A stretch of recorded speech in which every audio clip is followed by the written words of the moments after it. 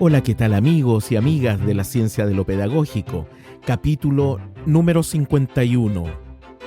Hoy día volvemos al tema de enseño y hoy es el turno de música. Por lo tanto, tenemos el capítulo que hablaremos sobre la enseñanza de música de un nuevo amigo de la ciencia de lo pedagógico, a quien en un momento más escucharán después de la intro.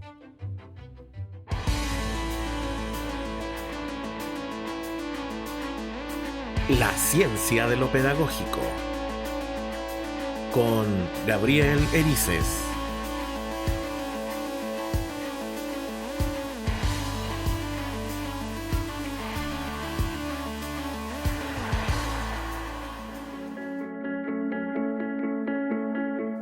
Nuevamente, amigos de la ciencia de lo pedagógico, como lo dije en la introducción, tenemos un nuevo gran invitado y un nuevo amigo de la ciencia de lo pedagógico, que yo sé que también ha escuchado algunos de nuestros capítulos y esperamos que comparta también junto a sus redes sociales. Ahora les presento a nuestro querido amigo Claudio, profesor de música. Claudio, ¿cómo estás? Hola Gabriel, muchas gracias por invitarme. Bien. Qué bien. Gracias. Oye, Claudio, cuéntanos, ¿quién eres y qué haces? Ya, yo soy violonchelista. ¿Ya? Y soy profesor de música. Violonchelista, cuéntanos, ¿qué es un violonchelista? ¿Y cuándo te gustó? ¿Desde cuándo tocas el instrumento? Bueno, soy intérprete, eso ¿Ya? quiere decir que me dedico específicamente a tocar el violonchelo. Oh, genial, ya. Toco desde cerca de los 11 años. ¿Ya? ¿Y cómo llegaste a tocar violonchelo? ¿Lo hicieron en el colegio, en algún programa de algún municipio, del gobierno? ¿Cómo lograste llegar a tocar violonchelo? Sí, bueno, tuve la suerte y la casualidad de entrar en un programa que era ¿Ya? gratuito municipal. Ah, genial. De orquesta infantil y juvenil municipal. Entonces teníamos clases de instrumento gratis y acceso a un instrumento también que nos prestaban durante qué el bien. tiempo que estuviéramos aprendiendo. Ah, qué bien. Tú después te compraste uno, ¿no? Sí, después tuve que comprarme mi instrumento, Ya. pero bastantes años después. Ya, qué bueno, eso es muy bueno. Oye, bueno, ¿saliste de la enseñanza media? ¿Entraste a estudiar pedagogía al tiro o no? No, primero estudié interpretación musical. ¿En qué universidad estudiaste? En la Universidad de Chile estuve mucho tiempo. ¿Te costó salir? Me costó salir. Ya. Oye, ¿y en qué momento pasaste del instrumentista o intérprete a la pedagogía? Bueno, terminando la carrera de interpretación, ¿Ya? hice un programa que era de pedagogía para licenciados. Ah, qué bueno. Y cuéntanos, ¿por qué decidiste hacerlo? ¿Por qué pasaste a esa etapa de ser profesor? ¿Qué te llamó la atención? Bueno, como comentábamos fuera, Ajá. la idea de entregar un mensaje o una visión de mundo o ¿Ya? una interpretación del mundo a otros. Ya, perfecto. Y eso es algo que comparte tanto la interpretación musical como la pedagogía, o al menos como yo he logrado verla, ¿no? Ya. La idea de tomar algo de la realidad o de una obra, ¿Ya? recoger lo que considero importante dentro de un océano de posibilidades y entregárselo al público o a mis estudiantes Ya. para que ellos puedan hacer una reinterpretación de aquello que yo les estoy mostrando. Oye, ¿y eso se logra en el aula o es difícil lograrlo? Esa es la idea, eso es en lo que estamos trabajando. Y creo que se logra. Se logra y los estudiantes lo agradecen, ¿no? Porque interesante. es una propuesta genuina y ellos lo observan. Cuando se nota que no es algo que está, digamos, maqueteado, que no estamos leyendo directo de un libro para contarles a ellos, se nota y ellos lo agradecen. Y en ese sentido, ¿la clase de música es querida? ¿Los chicos les gusta ir a clase de música? ¿O no a todos, obviamente? No a todos, naturalmente. ¿Ya? Me he encontrado con estudiantes que me dicen, no me gusta la clase. Ya. ¿Y qué pasa qué pasa cuando un estudiante te dice eso? Obviamente, como ser humano es rudo. Ya. Pero también implica un desafío. ¿no? Porque tienes que encantar a alguien, conquistar a alguien con algo que tú crees que es importante. ¿Y te ha pasado alguna vez algún caso de que has logrado ese reencantar, ese atraer a ese estudiante? Sí, he logrado hacer que ellos quieran participar de las actividades que les propongo, de algún juego musical, por ejemplo, que al principio están sentados, no quieren, y luego sí. Porque la música también tiene ese atractivo, ¿no? que tiene que ver con una práctica atávica. La música es previa a nosotros, digamos. Sí. Está en el universo, muchos dicen también. Claro. Bueno, hay teorías que dicen eso, yo no lo digo. Oye, y Claudio, estaba pensando los contextos de escuela en los cuales trabajamos. Porque yo recordaba, por ejemplo, en mi tiempo con mis papás y cuando era más chico, escuchaba, chico de edad, porque soy bajo deporte, soy chico por naturaleza, pero recuerdo que escuchaba muchos estilos musicales. Escuchaba ópera, escuchaba rock, escuchaba música que le gustan a las abuelitas, ¿cómo se llama? Las mamás, los papás. Y en la escuela también teníamos diferentes tipos de música, nos llevaban a obras de teatro, a ópera, a conciertos. Y tenía una cantidad de abanico musical que era enriquecedor. Pero hoy en día, y yo sé a dónde va a llegar tú, ¿cómo se llama? Los niños nuestros tienen ese abanico, tienen esa posibilidad de poder escuchar todos los tipos musicales y decir, ¿sabes qué? Me quedo con este porque me gusta este. Pero no porque solamente escucho uno y ese uno lo voy a escuchar siempre y me voy a quedar con ese. ¿Tienen esa posibilidad? Bueno, los chicos, diferentes de nosotros, digamos, tienen un acceso que a mí me parece brutal a una cantidad de contenido, música, información, ¿no? Porque estamos en la era de la información donde tenemos acceso a este universo. Entonces, lo que nosotros tenemos que hacer es enseñarle a bucear en él y que ellos encuentren sus propias perlas. Y eso es lo que cuesta un poco, ¿no? Sacarlos de su zona de confort, sacarlos de lo que a ellos siempre les ha gustado y también hacer que se cuestionen un poco, ¿por qué me gusta esto? Hace relativamente poco hice el ejercicio de decirle a los chicos, vamos a escuchar lo que ustedes quieren escuchar, pero quiero que usted me diga por qué esta canción es su canción favorita. Y me sorprendió encontrarme con que no quisieron mostrar porque muchos no tenían claro por qué les gustaba, o a veces es porque no tienen las herramientas para explicar qué les gusta de esa música.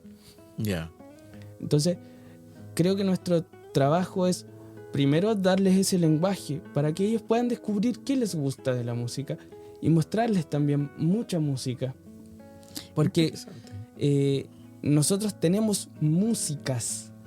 Músicas. Y de hecho nosotros desde la cultura occidental también tenemos un tipo de música, pero tenemos que abrirnos espacio a otras sonoridades. En la clase de música sucede lo mismo, ¿no? Mostrarles también a ellos músicas que no escuchan en su casa y enseñarles aquellas joyas que pueden encontrar en YouTube, que pueden encontrar en Spotify. Mostrarles, esto es, por ejemplo, lo que yo encontré buscando. Muéstrame qué puedes encontrar tú. Explícame qué características tiene. ¿Qué lo hace atractivo para ti?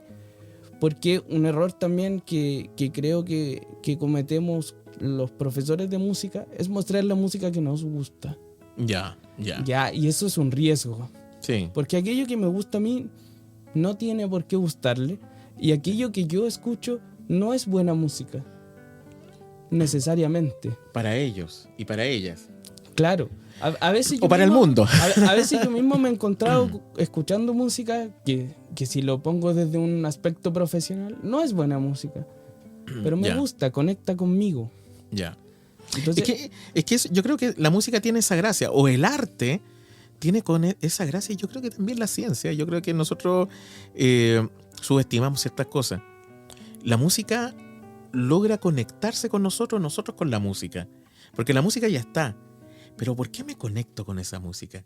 ¿Qué me está sucediendo a mí que me lleva a un momento en mi vida a conectarme con esa música? Independiente que sea buenísima o no.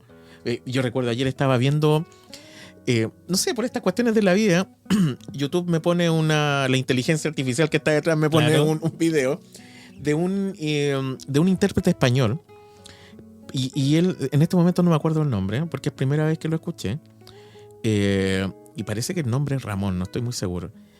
Y él explicaba por qué él interpreta Beethoven, o Beethoven.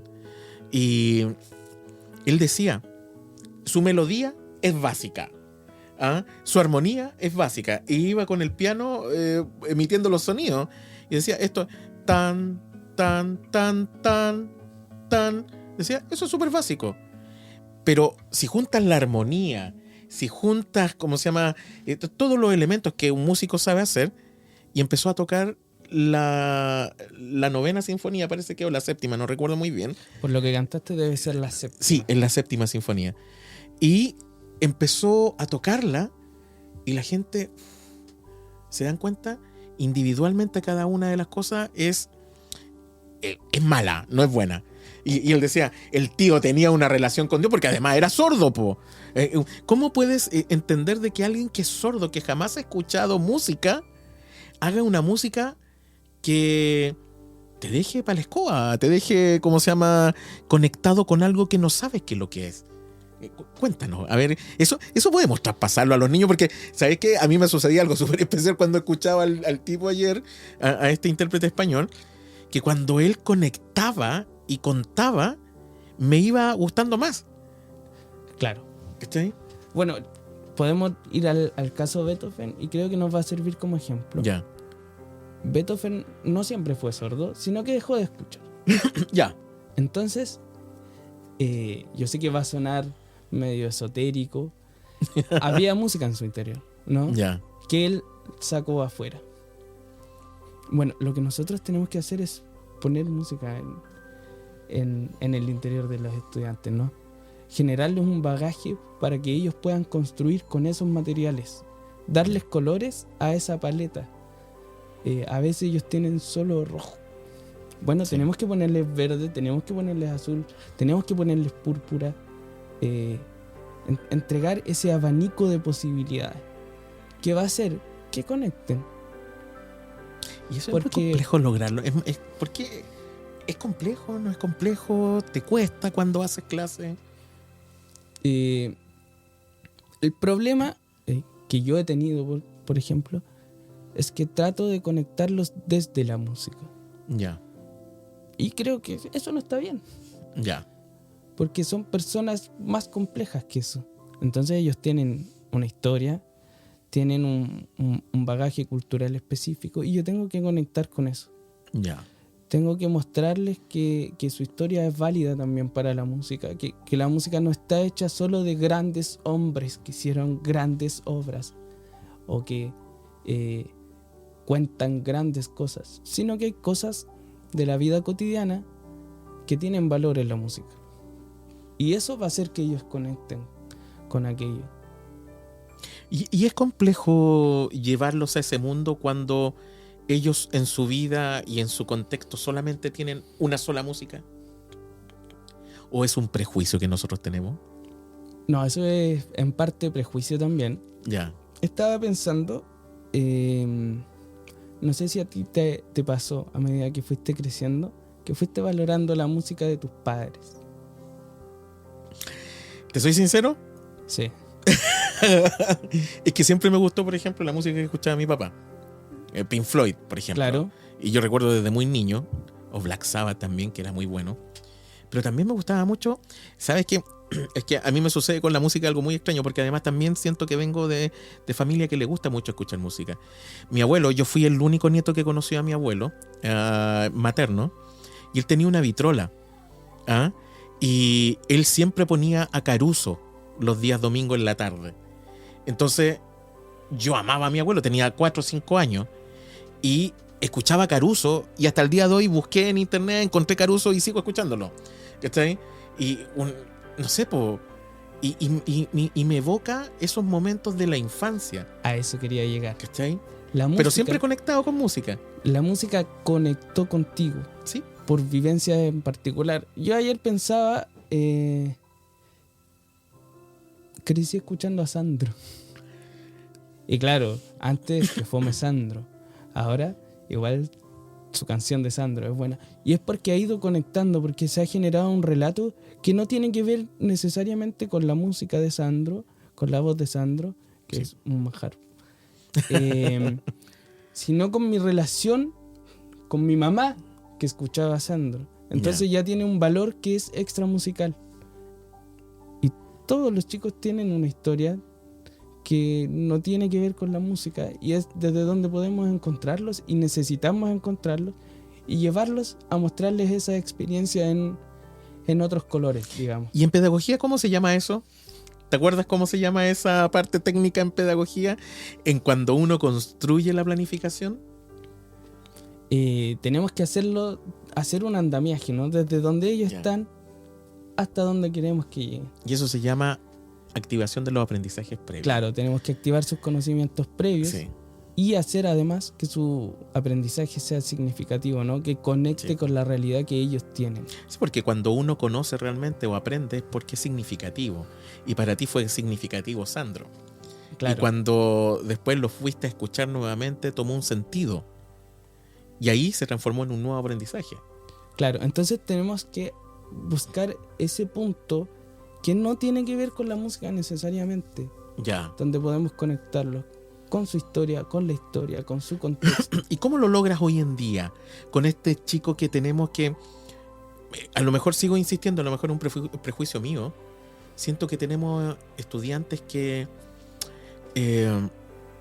tienen un contexto que está súper cerrado de la vida, que no tienen acceso a las riquezas que a lo mejor nosotros teníamos como acceso antiguamente? Siento yo que pasa eso. Siento que los lugares... Porque, por ejemplo, escuchaba yo a mi papá en algún momento, y siempre lo he escuchado, que él recuerda mucho que cuando él era niño, mi papá tiene 65 años, si no me equivoco, y él siempre recuerda que cuando estaba en enseñanza básica, en primaria, como dicen en otros lugares, todos los días viernes en su escuela lo llevaban al teatro municipal. Era todos los viernes. Colegio que no era para ricos, colegio absolutamente de escasos recursos, un colegio de una comuna de Chile que es Pudahuel, por ejemplo, que estamos hablando en la década de los 50, 60, en donde los niños, tenían muy poco acceso a una educación, pero esa escuela de enseñanza básica lo llevaba todos los viernes a escuchar ópera, a escuchar sinfonías, y para él fue súper marcador. Cosas que las escuelas siento que hoy día no hacen. Oye, es que ahí nos encontramos con un problema que tiene que ver con la escuela, ¿no? Que es, ¿cuál es el objetivo de la escuela? ¿A qué van? ¿Y cuál es el valor de la música dentro de la escuela? Sí. Entonces, hay escuelas donde la clase de música es una clase donde además los niños pueden ir a rendir evaluaciones que deben. Si van a sacar un estudiante, ojalá que sea en la clase de arte o de música. O de religión. Los departamentos con menos presupuesto a veces son los de música. Y claro, eso se traduce en que se desaparece, ¿no? Para muchos estudiantes también, y eso duele un poquito, la clase de música es una clase para ir a hacer la obra, que están ahí porque tienen que estar ahí. No tiene importancia, pero eso es porque desde el establecimiento no ha construido una visión donde la música sea importante. Entonces, claro, me imagino que para la escuela de tu papá un aspecto importante era la música, y por eso todos los viernes se iban al teatro municipal. Pero hay escuelas que nunca han organizado paseos al teatro municipal, que no llevan músicos. Entonces tiene que ver con una visión institucional. Nos falta ver la integralidad del ser humano. Claro, nos falta ver que los estudiantes son complejos y que tienen necesidades variadas. Porque a veces nos vamos por lo técnico, que necesitan saber matemáticas y lenguaje para después conseguir un trabajo, para después rendir en ese trabajo. Y la vida de los chicos es más que eso.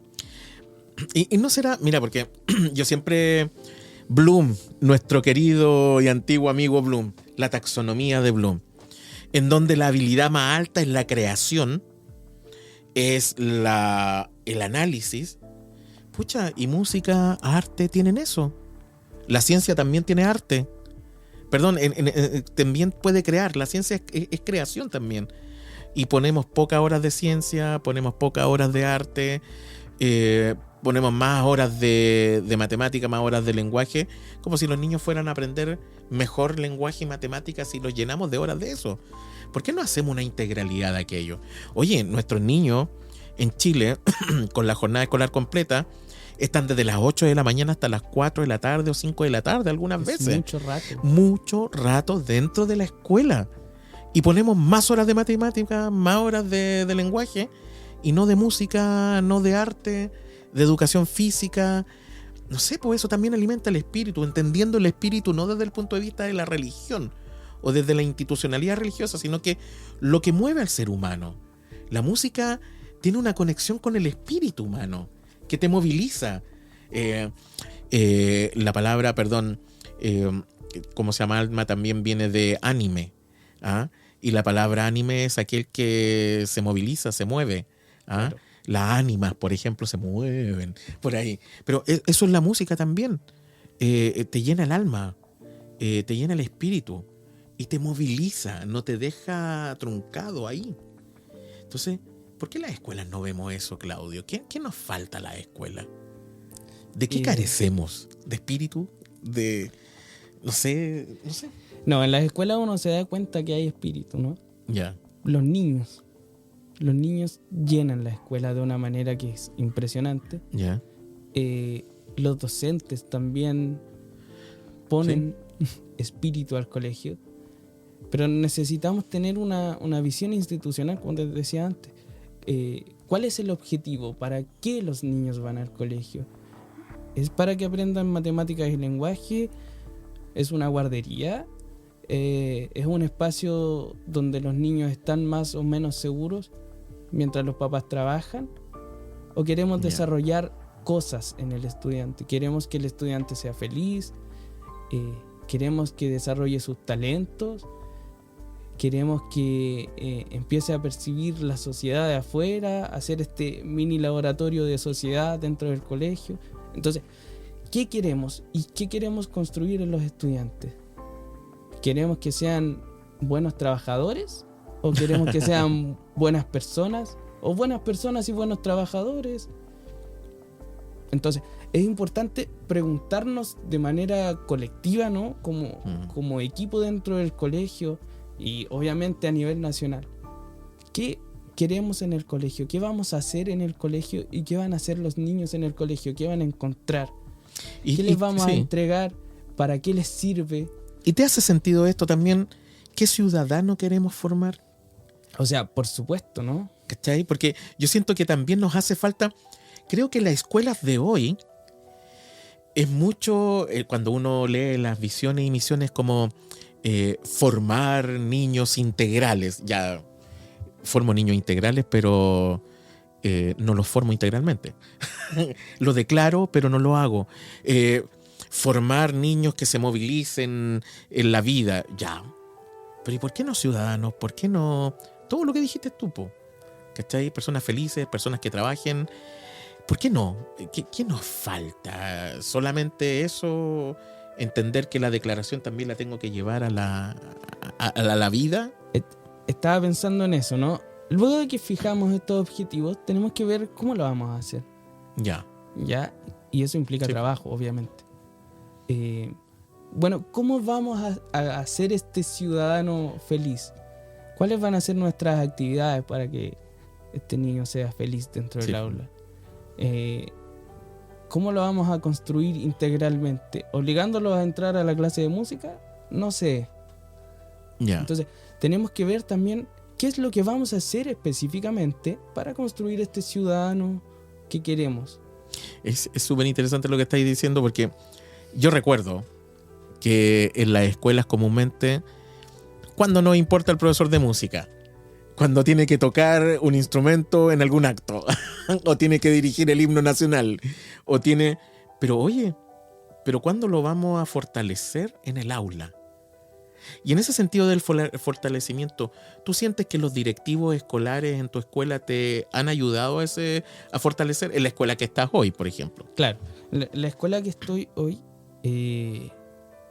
apuestan fichas por la mejora del docente. Yeah. Pero claro, no necesariamente en el área de música. En mi caso tengo un tutor que es profesor de música ¿Ya? Y que por lo tanto me ayuda a mejorar en el área, a construir juntos también un mejor departamento, ¿Ya?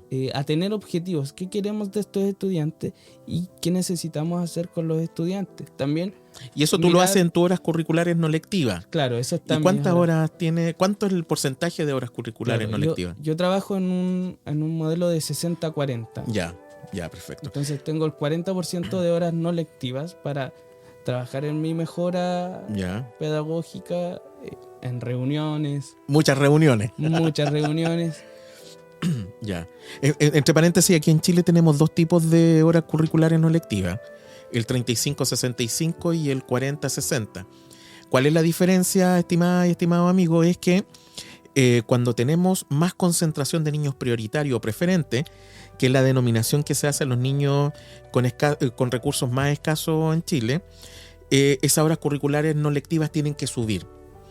Cuando tenemos un índice menor de concentración de niños prioritarios o preferentes, esas horas curriculares no lectivas es el 35%.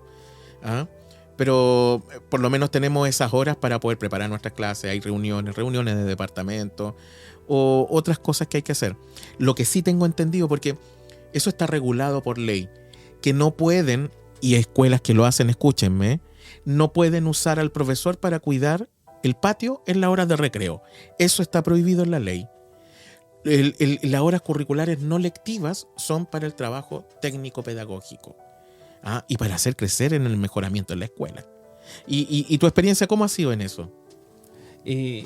Bueno, suena maravilloso, pero siempre faltan horas. Ya, sí. Siempre faltan horas porque hay reuniones que no se aprovechan bien. Ya, les falta foco. Que no tienen un objetivo claro. Ya. Que empiezan tarde, por ejemplo, que son minucias, pero que importa. Eso, como que tiene que haber, el tiempo tiene que ser mejor administrado. Si queremos hacer trabajo interdisciplinar, tiene que haber tiempo para hacerlo, para construirlo, para trabajar en paralelo con el colega, sentarnos a conversar. Y eso implica tiempo, que necesitamos tenerlo. Y yo creo que una tarea fuerte de los directivos ahí, tienen que saber organizar bien el tiempo. Claro, y creo que hay una carencia que es súper importante y a la que no le hemos puesto ojo, y es al desarrollo en la disciplina de los profesores. Se nos pide estar actualizados, se nos pide en el fondo tener los conocimientos lo más fresco posible, pero jamás he visto que se considere una hora para eso, ¿no? Como instrumentista no tengo horas para trabajar en mi instrumento o para desarrollarme yo como músico. Entonces, después de un tiempo voy a tener cierta pobreza, ¿no? Para entregarle a mis estudiantes, y eso es en todas las áreas. Si queremos profesores de ciencia actualizados, necesitamos que ellos tengan tiempo de leer los papers más actuales. Interesante lo que acabas de decir, porque, ¿sabes qué? Nunca lo había tomado en cuenta, porque, entre paréntesis, yo soy directivo escolar, pero porque uno en la hora curricular es no lectiva. Por ejemplo, yo tengo una profesora de música también en la escuela donde trabajo, tenemos una, y decirle, y es instrumentista también. ¿Sabe qué, profesora? De las 10 horas curriculares no lectivas que tiene, necesitamos que una se dedique a investigar sobre su práctica, pero disciplinar, no pedagógica. Entonces la profesora, supongamos, toca violín, y vamos a escucharla tocar el violín durante esa hora, y vamos a escucharla ejercitarse, buscar piezas para poder mejorar su interpretación. Claro, pero el profesor ella, al profesor de ciencias, por ejemplo, pero tiene que declararlo, porque también como uno, como directivo, sabe que eso se está llevando a cabo desde la confianza Porque el profesor de ciencias, por ejemplo, debería buscar papers, por ejemplo, de biología, sobre alguna investigación en biología. O llevar él adelante a cabo una investigación. Por ejemplo. Es interesante, porque uno como directivo siempre piensa, ya, reuniones de departamento, ya que se organiza el departamento de arte, el departamento de lenguaje, el de ciencia, ya, reunión con un directivo, ya, ¿qué es lo que vamos a hacer? Y si es profesor jefe o tutor, ya, ¿cómo está tu curso? ¿Cómo está esto? Y de repente inventar reuniones que no tienen sentido. Muchas veces. Sí. Y yo creo que es interesante lo que acaba de decir, ¿no? Es un buen aporte, porque nunca lo había pensado desde esa óptica, del crecimiento desde el punto de vista disciplinario del profesor, pero que él también lo pueda mostrar en la institución, po. Claro, es que si no nos encontramos con un problema obvio, ¿no? Sí. Tenemos un profesor que termina de estudiar, empieza a trabajar sí. y se encuentra con un tope, ¿no? Y obviamente dejas de amar tu disciplina. Sí. Y eso es un problema, porque los niños se dan cuenta. Sí. Se dan cuenta cuando hablaste de la mitocondria 10 años y te aburrió ya. Mitocondria, capítulo 80. Claro, entonces me imagino que como docente después de 10 años, sí. que fome. Sí. O solo hablar de aquello, a lo mejor la mitocondria hoy día ya tiene, no sé, tiene otro tema, pero y en música también, a lo mejor. Imagínate poder contarle a los estudiantes qué se está investigando al respecto de eso ahora, ¿no? O en música, ¿qué se investiga? Porque en música también hay investigación, ¿o no? En ¿Existen los musicólogos? Sí, sí, existe la figura del musicólogo y también es un aspecto que podríamos desarrollar con los estudiantes. ¿Y eso está en el currículum? Ellos tienen que analizar y ese tipo de cosas, pero el plano investigativo como tal no está declarado. Ya. O que yo recuerde ahora. Es interesante porque también, por ejemplo, yo creo que esto es un aspecto que tiene que ver con la música, pero sería interesante que a mí cuando niño me hubiesen llevado, por ejemplo, al taller de un luthier, para saber cómo se arreglan instrumentos o cómo se construyen instrumentos. ¿Y eso se puede hacer hoy en día? ¿El currículum te permite hacerlo? Ahora, también hay que concederle al currículum que es lo suficientemente flexible para poder enfocarlo también a esas otras prácticas, ¿no? Ya, perfecto. ¿Y tú crees que es valioso para un niño que vea a un luthier, que escucha a un musicólogo, no sé, invitar para que te dé un taller o una conferencia, un musicólogo a una escuela? Yo creo que es valioso en muchos sentidos. Primero por el enriquecimiento de observar otras prácticas, otras formas de hacer, otras formas de entender lo mismo que estás viendo en el aula, ¿no? Como que la música no es solo tocar, no es solo la flauta dulce, sino que hay otros aspectos. Sí, porque si lo llevamos, por ejemplo, al aspecto de la ciencia, existen los divulgadores científicos, pero un divulgador científico no necesariamente es un científico, o no estudió ciencia. La mayoría son periodistas, por ejemplo, pero forman parte del mundo de la ciencia. Claro. Nosotros no podríamos conocer ciencia sin los divulgadores científicos. Claro. Necesitamos en el colegio mostrar a los chicos la complejidad del mundo exterior con todos sus componentes. Sí. Entonces, llevar un luthier es importante para que ellos vean de qué se trata, que no todo... Una guitarra no salió de una fábrica y ya está, ¿no? Es como cuando los niños hoy en día ven su plato de pollo. No sé, no asocian el pollo a la gallina que está en la naturaleza porque ya no ven gallina. Claro. Lo ven construido, ven el producto, pero no saben que hay un proceso. Hay un proceso productivo. Y hay personas detrás. Y además, a ese otro punto quería llegar. Nosotros cuando salimos del colegio y nos topamos con la pregunta, ¿y ahora qué? ¿Qué vamos a hacer? Te preguntan, ¿qué vas a hacer? ¿Qué quieres ser cuando grande? Entre más le mostremos, más opciones tienen los estudiantes. Sí, ¿Por qué no ser luthier?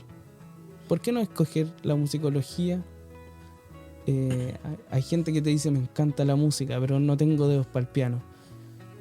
Vaya, la musicología le funciona, lutería le funciona. Hay gente que se dedica a hacer arreglos, componga, imagínate. No sé, veamos. La música es mucho más que tocar música o que escuchar música. Es como lo que pasa con todas las asignaturas. ¿Por qué estudio lenguaje? ¿Para leer? No, pues más que eso. ¿Por qué estudio filosofía? Para pensar. Para inventar, como dijo un amigo una vez, cuando estábamos, los filósofos inventan palabras, inventan pensamientos. Oye, y las cosas son mucho más allá. ¿Cómo se llama? La música tiene algo espiritual, la música tiene algo, te mueve, te moviliza. Y es interesante también no quedarse encerrado en que el que estudia música va a tocar un instrumento o va a cantar. No, pues hay mucho más. Hay muchísimo más. Y eso los profes de música, tú sientes que, hablando a ti que eres profe de música, ¿lo plasman en el aula? ¿O a veces cometemos el error, como muchas asignaturas, que no mostramos este abanico realmente que existe? Porque tú dices, saliste de cuarto medio, que es el último año, entre paréntesis, amigos también latinoamericanos y españoles, para que lo entiendan, en nuestro último año en la escuela. Es como el 12º grado, ¿ya? O preparatoria que tienen en otros lugares. Y de ahí, de cuarto medio, saltamos a la universidad. Entonces, ese salto de cuarto medio a la universidad es un salto en el cual nos pegamos un chapuzón más o menos importante. Y decimos, ¿qué hago ahora? Claro, y muchas veces uno salta, cae fuera de la piscina. Y duele. Y duele, claro. Suena gracioso, pero sí. Es cierto. Es cierto. Sí. Porque los estudiantes no han tenido la opción de ver 100 opciones, 100 piscinas diferentes, ni formas de tirarse el piquero. Sí, pues, sí. No, es súper interesante, Claudio. Oye, mira, ya vamos casi terminando. La conversación ha sido súper interesante en todo caso, pero quiero que nos hable, antes de ir a la reflexión final, de tu experiencia en el aula. ¿Cómo ha sido para ti? ¿Es dura la experiencia de un profesor de música? ¿Cuesta hacer clase de música? ¿Cómo es la recepción de tus estudiantes? ¿Cómo ha sido tu experiencia? Es duro. Es duro, es súper interesante también ver cómo ellos van creciendo con lo que les propones. Y más interesante aún es ver cómo ellos te proponen cosas desde lo que tú llevabas. Ya. A veces uno construye una clase, muestras un video al principio y de pronto los niños se pegaron con el video y te empiezan a comentar cosas. Sí, así que ese plano es súper interesante.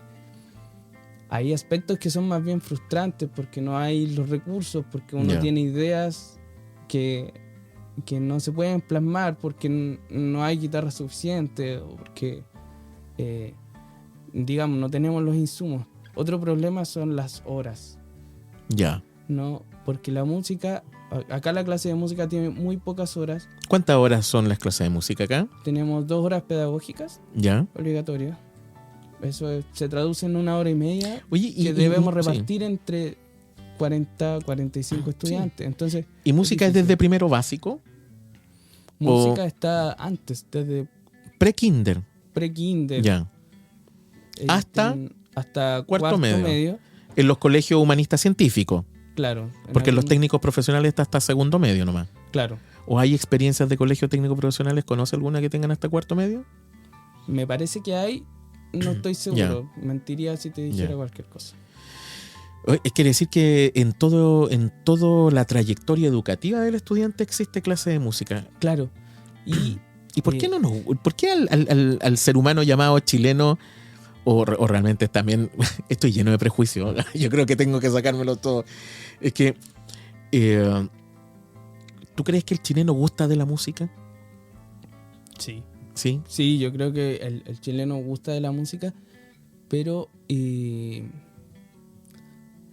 o de las modas musicales. Es interesante porque muchas veces uno conversa con gente que ya salió del colegio y su experiencia con respecto a la clase de la música es poco satisfactoria, ¿no? Muchos dicen, sí me hacían tocar el metalófono. Otros dicen, no, nunca me gustaron las canciones que llevaban. Entonces es difícil completar eso en todos esos aspectos con poco tiempo. Uno quisiera hacer que los estudiantes toquen algunos guitarra, otros toquen bajo, otros batería, pero nos topamos con el problema de que necesitamos un espacio, necesitamos recursos y necesitamos tiempo para dedicar a eso. Una sala de música, de verdad. Muchas salas de música. Por ejemplo, si yo quiero enseñar guitarra a un grupo de 10, ¿qué hago con los otros 30 en esos momentos? Entonces, o tendrías que tener 45 guitarras para enseñarle a los 45 guitarras. Claro. En una sala que no tiene que ser tan chica, tiene que ser una sala más amplia en donde no se estén golpeando con la guitarra. Y para eso además voy a necesitar tiempo de mirar cómo está su cuerpo, por ejemplo. Porque el problema con los instrumentos es que son posturas extrañas que llevan dolor si no se hacen bien. Entonces también tengo que tener tiempo de mirar a todos los estudiantes que tengan, digamos, una buena postura. Entonces se necesita tiempo, se necesitan recursos y eso es un poco frustrante. Pero también es rico ver cómo conectan, como a veces desde en muchos casos la precariedad sacan un producto musical, lo disfrutan, cantan, juegan. Mira, interesante, nos falta harto la escuela. Yo sé que hay experiencias buenísimas en escuela. Bueno, también tenemos escuelas artísticas. En Chile, entre paréntesis, tenemos nuestro sistema escolar en enseñanza media y algunos en enseñanza básica también. Se dividen en tipos de escuela o tipos de enseñanza. Tenemos por ejemplo, el humanista científico, que son los que están, si bien los otros pueden entrar a la universidad, como que se concentran en el área humanista y científica solamente esas escuelas.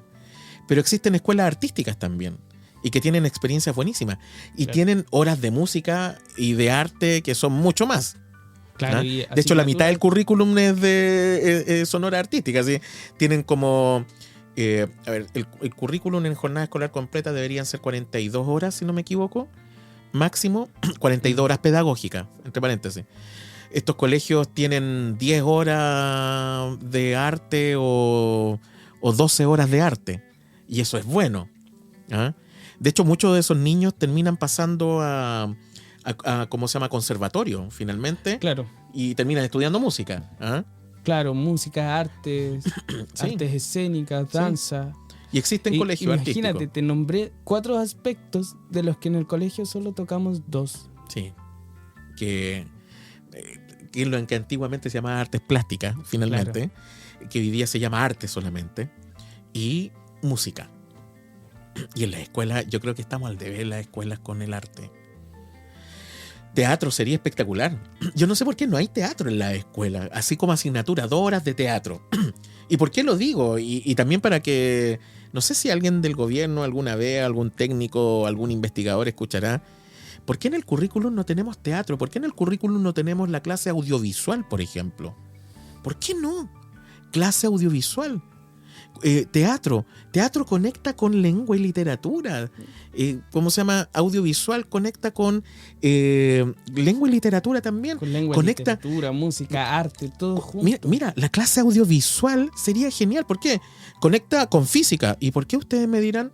Porque, ojo, el que un niño aprenda a utilizar un instrumento para grabar sonido tiene que ver con la física. Tiene que aprender física básica. Y ahí hay trabajo interdisciplinario con física, con la asignatura de física. ¿Ah? Tienes que aprender de imagen, arte, fotografía. Sería tan bonito que una escuela fuera así. Que fuera tan interdisciplinar y unir todo aquello. Que no sé por qué nos hace falta eso. ¿Para qué 6 o 8 horas de lenguaje? Y el problema y de matemática. Y seguimos teniendo los mismos resultados. El problema es que los estudiantes también se lo preguntan. Sí. Entonces, y creo que esto en plano general les cuesta ver sentido en el colegio. Sí. Porque tienen muchas horas y horas obligatorias de cosas. Imagínate, jornada escolar completa, 42 horas de clases. Pedagógica, ya está bien, pero son 42 horas. Estás desde las 8 de la mañana hasta las 4 o 5 de la tarde. Es mucho y en muchos casos los para niños tener no lo saben mismo. por qué. Y para tener lo mismo de lo mismo. Más horas de lenguaje, más horas de matemática. De ciencia ponen algunas horaditas más, pero de arte, de música, teatro, nada. Hay que confiar, no sé qué es lo que nos pasa. Yo creo que nos hace falta tener una visión como tú dijiste, o no sé si lo conversé contigo en algún momento. ¿Qué persona queremos formar? Claro, justamente. ¿Qué ciudadano queremos formar? No sé, pues cuéntanos algo de ahí. Necesitamos construir generar juntos como comunidad educativa en un colegio, también a nivel gubernamental. Necesitamos ver qué tipo de estudiante queremos y cómo lo vamos a lograr. Necesitamos que los y las estudiantes vean, sientan que nosotros queremos lo mejor para ellos. Ya, porque eso es otro problema, ¿no? Muchas veces los estudiantes ven al docente como un adversario.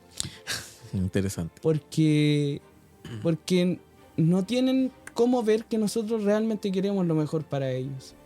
¿Ya? Y es porque están en asignaturas obligadas, una cantidad de tiempo que es brutal, donde no tienen tanto espacio para su desarrollo personal. Entonces sienten que el colegio solo les quita tiempo. Y necesitamos mostrarles que el colegio es una herramienta donde ellos se pueden construir a sí mismos como estudiantes, donde nosotros los vemos como seres con valor. Sí, po. Y a eso, entre paréntesis, agrégale un niño que a lo mejor está tan enojado con el sistema que repitió de curso y tiene que volver a hacer el mismo grado al año siguiente. Y esto, ojo, repitió porque tenía rojo matemática, lenguaje, o pudo haber tenido música rojo y lenguaje rojo, y tuvo una nota inferior, por ejemplo, a un 4, a un 5. Y eso ya significa que repite. Pero la lata es que al año siguiente tiene que volver a hacer todas las asignaturas que aprobó. Tiene que volver a hacerlo todo de nuevo. Con gente que muchas veces no conoce. Entonces, el colegio es un castigo. Si me lo dices así, el colegio es un castigo. Qué terrible.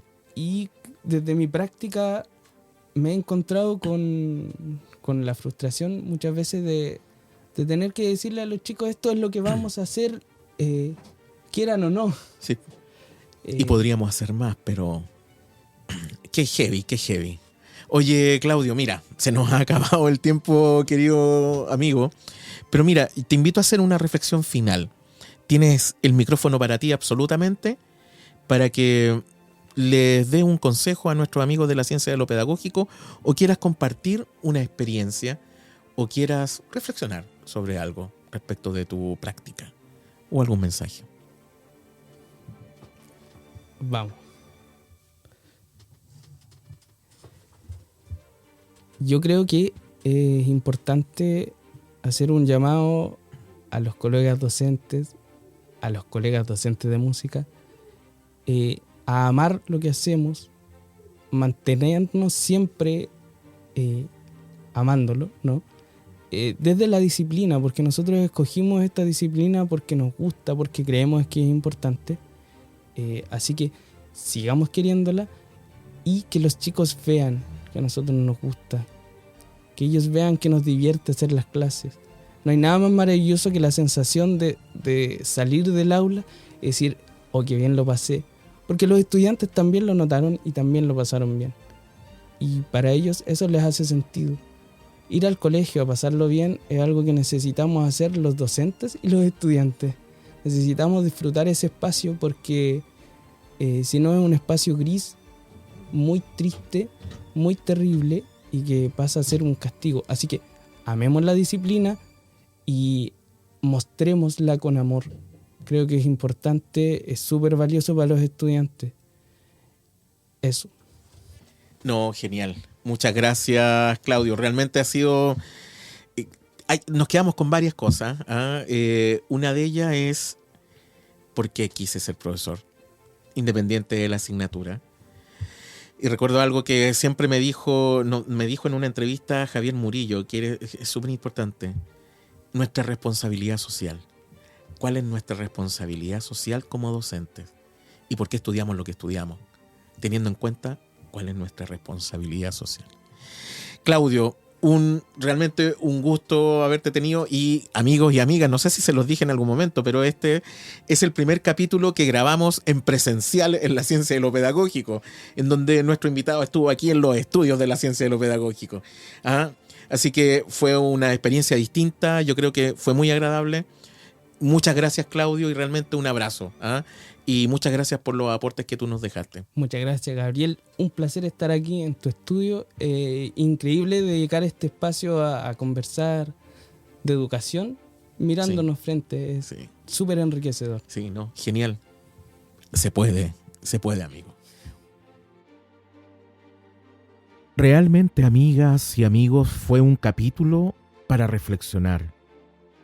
Claudio nos mostró un lado distinto de la enseñanza musical, pero también marcó elementos que en algunos momentos pueden ser hasta cuestionados. Pero es interesante, porque ¿por qué no un profesor o profesora puede tener su espacio para poder desarrollar sus habilidades dentro de su jornada laboral? ¿Por qué no? A lo mejor el profesor de música quiere desarrollar más su interpretación en algún instrumento o un tema vocal. O a lo mejor el profesor de matemática podría, durante 1 hora de sus horas curriculares no lectivas, desarrollar matemática. No sé, a lo mejor el profesor de lenguaje, su desarrollo personal va por el lado de escribir cuentos o novelas. No sé, tenemos horas curriculares no lectivas y la idea es que se desarrolle el ser humano, profesor o profesora, para entregar mejor esto que queremos desarrollar, que son los aprendizajes de nuestros estudiantes. Cuando una persona se desarrolla personalmente y en el trabajo y va combinándolo con lo profesional, y además tiene esto que llamamos, y hoy día conversamos bastante, de responsabilidad social, puede que tengamos un mejor espacio de enseñanza, aprendizaje. Así que espero les haya gustado. Claudio va a estar pendiente también si quieren ponerse en contacto. Las redes sociales también de él están a disposición. Y espero les haya gustado. Recuerden compartir este capítulo, poner like o me gusta o favorito para que puedan también llegarle las notificaciones de cualquiera de las plataformas en la cual pueden escuchar nuestro podcast. Así que los invito a seguirnos para que podamos seguir haciendo crecer esta comunidad que lo único que quiere es poder compartir las experiencias de las y los docentes de nuestro mundo. Así que espero que les haya gustado. Tienen un gran abrazo de nuestra parte y nos veremos en otro capítulo de La Ciencia de lo Pedagógico.